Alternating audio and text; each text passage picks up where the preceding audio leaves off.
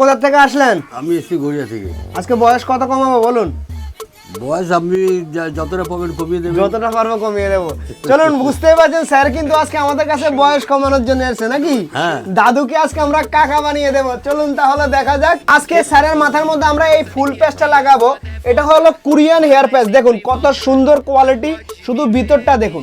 Hair প্যাচের quality যদি ভালো চাই অবশ্যই কিন্তু ফ্যান্সি লুকে আসতে হবে। দেখুন এই যে কোয়ালিটির হেয়ার প্যাচটা, যারা অনেকে বলে যে দাদা একদম ইজি টু ইউজের কোনো হেয়ার প্যাচ আছে যেটা আমরা যখন তখন লাগাতে পারবো, যখন তখন খুলতে পারবো।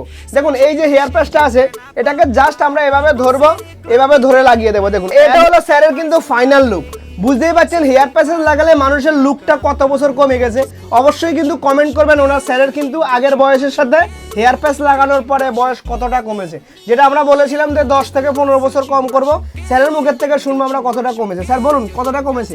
অনেক 15 বছর মতো কমে গেছে। 15 বছর মতো কমে গেছে। চলুন, বুঝতেই পারছেন যে যারা কিন্তু বয়স কমাতে চান আর দাদু থেকে কাকা হতে চান আর কাকা থেকে দাদা হতে চান আর দাদা থেকে ভাই হতে চান, অবশ্যই কিন্তু একবার ফ্যান্সি লুকে আসতে হবে। যেটা আমরা শুরু থেকে বলছি, সারা ভারতবর্ষকে টাক মুক্ত করে দেবো।